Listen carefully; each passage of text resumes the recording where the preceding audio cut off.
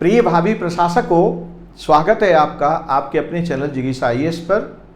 और अवधारणात्मक बातचीत के सिलसिले में जो वीडियो की श्रृंखला जारी है, हाजिर हूँ मैं आज उसी में एक महत्वपूर्ण टॉपिक को लेकर के। और वो जैसा कि थंबनेल में आपको दिखाई दे रहा है कि अनुच्छेद 258 और 258 के तहत केंद्र और राज्य के बीच कार्यपालिक शक्ति के प्रदत्तीकरण की व्यवस्था दी गई है। यानी केंद्र राज्य को कार्यपालिक शक्ति प्रदत्त कर सकता है, तो राज्य भी केंद्र को अपनी कार्यपालिक शक्ति प्रदत्त कर सकता है, डेलीगेट कर सकता है।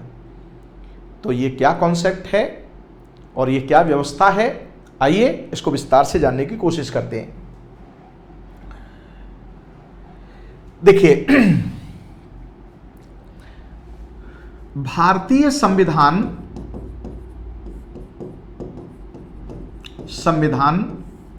आधारतः संघात्मक प्रणाली को अपनाता है, संघात्मक शासन को, लेकिन एकात्मक लक्षणों के साथ।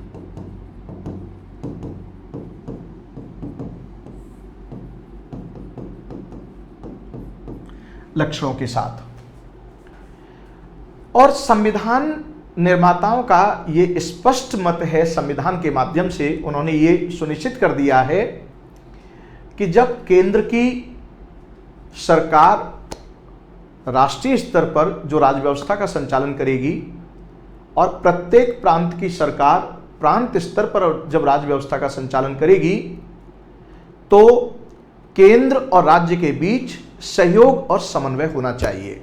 किसके बीच? केंद्र और राज्य के बीच सहयोग और समन्वय के साथ कार्यकरण होना चाहिए।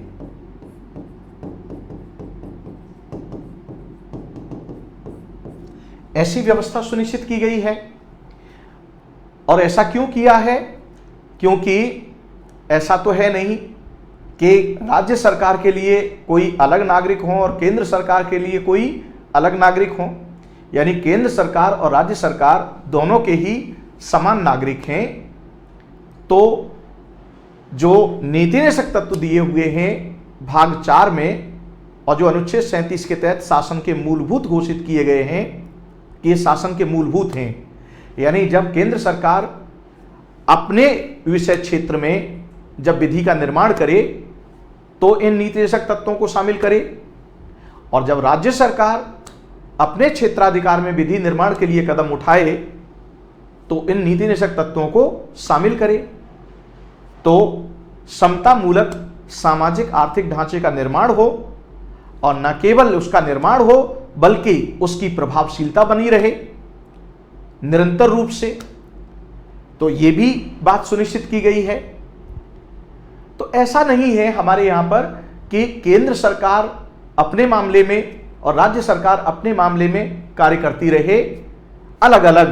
ठीक है, करना है, लेकिन ये क्लियर कट डिवीजन नहीं किया है कि भाई आपको, यानी राज्य सरकार को केंद्र से कोई मतलब नहीं है, केंद्र को राज्य सरकार से कोई मतलब नहीं है, अपने अपने स्फीयर में स्वतंत्र रूप से कार्य करते रहिए। ऐसी बात हमारे संविधान निर्माताओं ने संविधान में सुनिश्चित नहीं की है। यानी हमारा संविधान ये कहता है कि आप अपने क्षेत्राधिकार में स्वतंत्र रूप से कार्य कीजिए, लेकिन एक दूसरे का सहयोग और समन्वय करते हुए। ये संदेश है संविधान के तहत।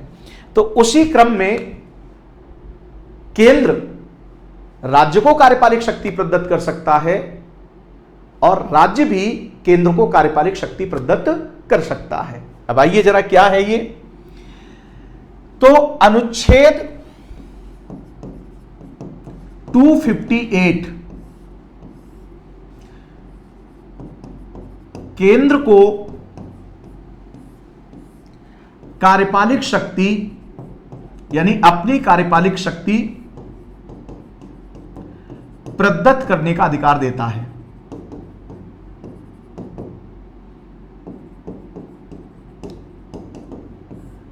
और कैसे देता है, अब जरा इसको समझिए। अब ये जो कार्यपालिक शक्ति का प्रदत्तीकरण है अनुच्छेद 258 के तहत, तो इस कार्यपालिक शक्ति का जो प्रदत्तीकरण होगा, ये जो प्रदत्तीकरण है ये आपके कार्यपालिका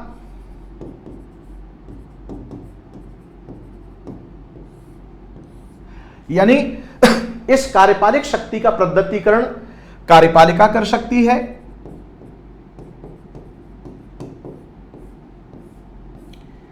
अनुच्छेद 258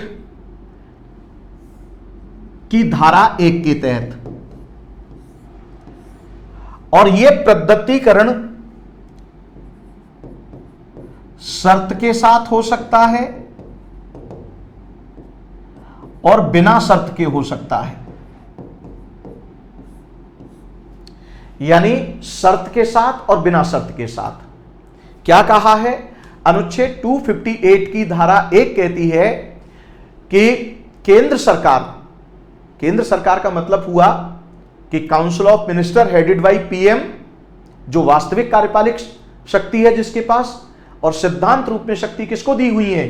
राष्ट्रपति को दी हुई है 53 की धारा 1 के तहत, कि केंद्र की कार्यपालिक शक्ति यानी संघ की कार्यपालिक शक्ति राष्ट्रपति में निहित होगी, जिसका प्रयोग या तो वो स्वयं करेंगे या अपने अधीनस्थों के माध्यम से करेंगे। तो ध्यान से आप समझिएगा कि केंद्र सरकार, क्या कहा है? केंद्र सरकार किसी राज्य को यानी राज्यपाल की सहमति से, यानी राज्य सरकार की सहमति से अपनी किन्हीं कार्यपालिक कार्यों को राज्य को सौंप सकती है। यह बात किसमें लिखी हुई है? 258(1) में। और यह कैसे हो सकता है? शर्त के साथ भी हो सकता है और बिना शर्त के भी हो सकता है। यानी जब आप अपनी पावर को डेलीगेट करेंगे तो उसके साथ कंडीशन भी अप्लाई कर सकते हैं और अनकंडीशनल भी दे सकते हैं, यानी बिना शर्त के भी आप सौंप सकते हैं। तो यानी यह जो प्रदत्तीकरण हुआ, यह किसके बीच हुआ? कार्यपालिका के बीच, कार्यपालिका और कार्यपालिका के बीच। यह कार्यपालिका किसकी है? केंद्र की। और यह कार्यपालिका किसकी है? राज्य की। कार्यपालिका के बीच शक्ति का प्रदत्तीकरण हुआ अनुच्छेद 258 की धारा 1 के तहत, और यह शर्त के साथ भी हो सकता है, बिना शर्त के साथ भी हो सकता है। एक और बात है यहां पर कि यहां पर इस राज्य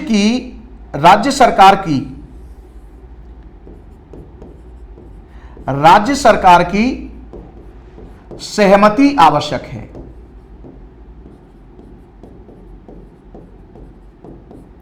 सहमति आवश्यक है, यानी बिना सहमति के कार्यपालिक शक्ति का प्रदत्तीकरण नहीं हो सकता। यह ध्यान रखने की बात है। यानी कार्यपालिक शक्ति का प्रदत्तीकरण, नोट, यहां पर आप नोट डाल सकते हैं, नोट, कार्यपालिका द्वारा शक्ति का प्रदत्तीकरण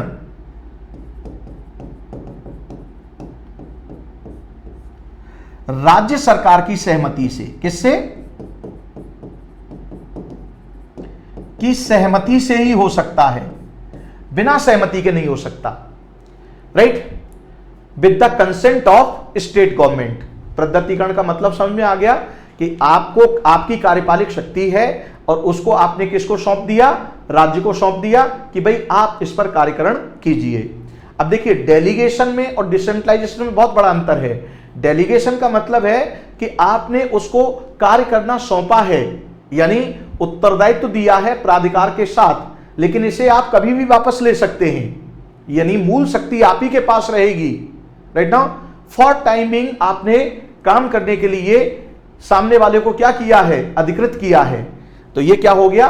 प्रदत्तीकरण। कार्यपालिक शक्ति का प्रदत्तीकरण हुआ, यानी केंद्र की कार्यपालिका द्वारा राज्य की कार्यपालिका को अपने कुछ कार्यों को डेलीगेट कर सकती है लेकिन राज्य सरकार की सहमति से।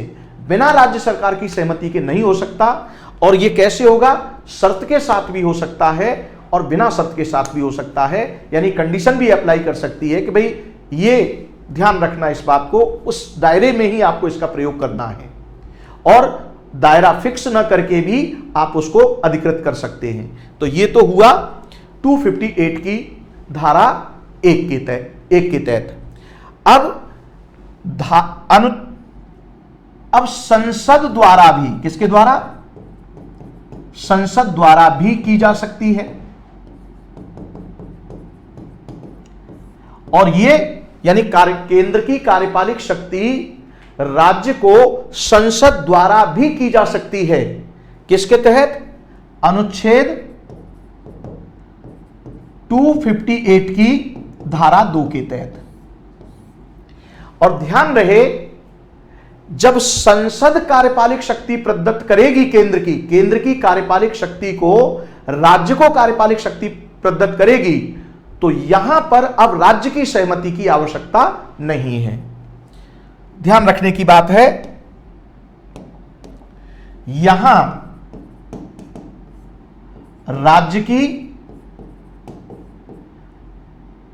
बिना राज्य की सहमति की आवश्यकता नहीं है। राज्य की सहमति की आवश्यकता नहीं है। ठीक, इसका मतलब यह हुआ कि विधायिका द्वारा कार्यपालिक शक्ति का जब प्रदत्तीकरण होगा, यानी विधायिका और कार्यपालिका के बीच शक्ति प्रदत्तीकरण होगा, तो बिना सहमति के, किसके होगा? बिना सहमति के, विदाउट कंसेंट, बिना सहमति के होगा। इसमें सहमति की आवश्यकता नहीं है, यानी राज्य सरकार की सहमति की आवश्यकता नहीं है।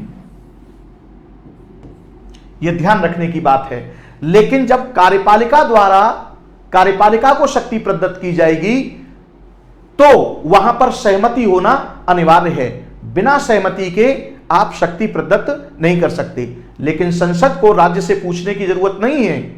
संसद विधि के माध्यम से राज्य को क्या दे सकती है? केंद्र के किसी कार्यपालिक कृत्य को सौंप सकती है, डेलीगेट कर सकती है। पॉइंट की क्लैरिटी है?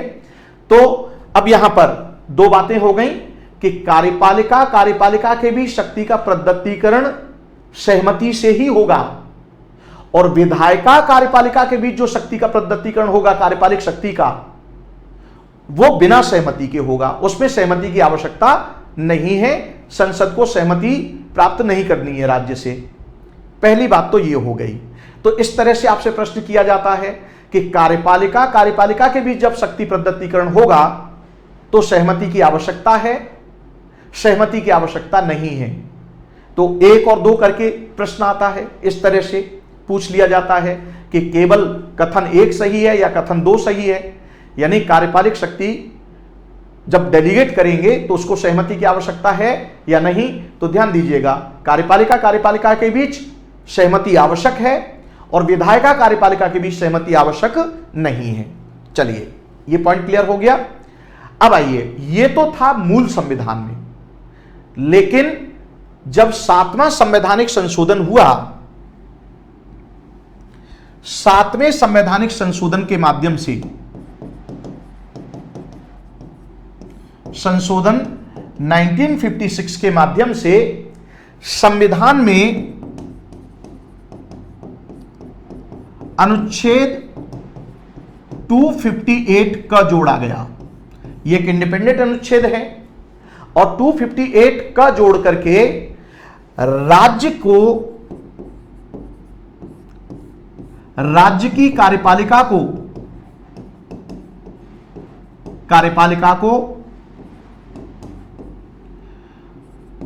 अपनी कार्यपालिक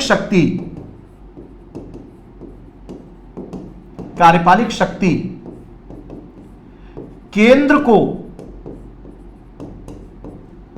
केंद्र को उसकी सहमति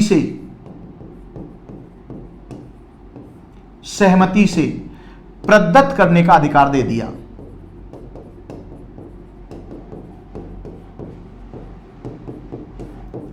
दिया। ध्यान से आप समझिए कि अब यह नया अनुच्छेद जोड़ दिया आपने 7वें संवैधानिक संशोधन के माध्यम से। ध्यान रहे, मूल संविधान में केंद्र को ही अधिकार था अपनी कार्यपालिक शक्ति प्रदत्त करने का, और केंद्र कार्यपालिक शक्ति प्रदत्त कर सकता है कैसे? कार्यपालिका के माध्यम से और विधायिका के माध्यम से। अगर कार्यपालिका के माध्यम से कार्यपालिक शक्ति प्रदत्त होगी तो राज्य की कार्यपालिका की सहमति आवश्यक है, लेकिन जब संसद कार्यपालिक शक्ति प्रदत्त करेगी उसे, तो राज्य की सहमति की आवश्यकता नहीं है। और ध्यान दीजिएगा, जब संसद शक्ति प्रदत्त करेगी तो उसमें शर्त या बिना शर्त का कोई प्रावधान नहीं है, लेकिन जब कार्यपालिका प्रदत्त करेगी तो उसमें सशर्त भी कर सकती है और बिना शर्त के भी कर सकती है। पॉइंट की क्लैरिटी है।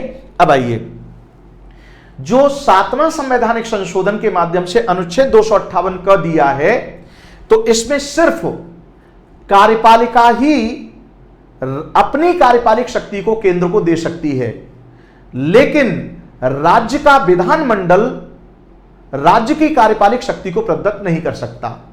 नोट,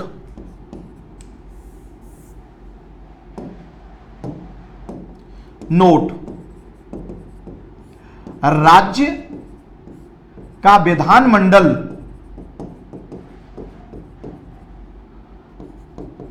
राज्य की कार्यपालिक शक्ति का प्रदत्तीकरण नहीं कर सकता। यानी राज्य के मामले में केवल कार्यपालिका को अपनी कार्यपालिक शक्ति प्रदत्त करने का अधिकार है, राज्य का विधानमंडल उसकी कार्यपालिक शक्ति को केंद्र को प्रदत्त नहीं कर सकता। और यहां पर भी सहमति आवश्यक है। किसकी? केंद्र सरकार की। यानी केंद्र सरकार की सहमति से राज्य की कार्यपालिका अपने कुछ कार्यों को केंद्र को सौंप सकती है अनुच्छेद 258 के तहत। इसका मतलब क्या हुआ? अब इसका मतलब आप समझिए ध्यान से। अब यहां पर कुछ क्लैरिटी कर लीजिए प्रीलिम्स में जो क्वेश्चन बनते हैं। पहली कि कार्यपालिका और कार्यपालिका के बीच शक्ति का प्रदत्तीकरण, कार्यपालिका के बीच शक्ति का प्रदत्तीकरण हो सकता है शर्त के साथ या बिना शर्त के, और सहमति आवश्यक है।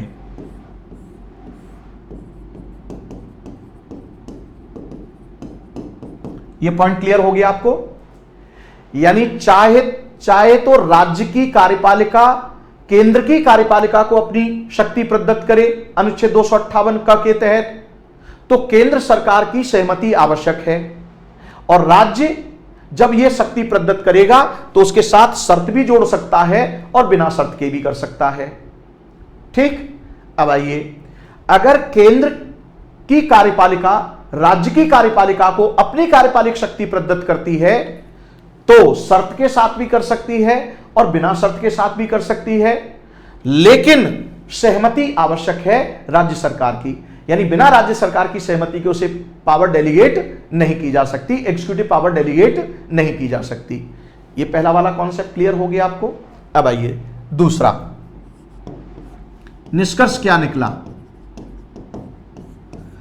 दूसरा पॉइंट यह निकल करके आया कि केंद्र में संसद कार्यपालिक शक्ति प्रदत्त कर सकती है। अब यहां पर राज्य की यानी राज्य सरकार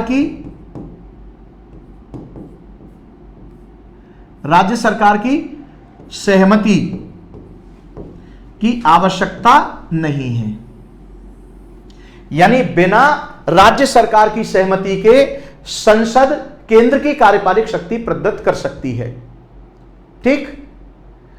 अब जब उसकी सहमति की आवश्यकता नहीं है तो शर्त के साथ भी और बिना शर्त के साथ भी, तो वो तो उसमें लिखा नहीं है। केवल ये इंपॉर्टेंट है कि सहमति की आवश्यकता होगी या नहीं होगी। तो यहां पर राज्य सरकार की सहमति की आवश्यकता नहीं है, यानी संसद ने लॉ बना करके बोल दिया कि भाई आपको यह कार्य करना है, मतलब करना है, बात खत्म हो गई। आपसे पूछने की जरूरत नहीं है पार्लियामेंट को।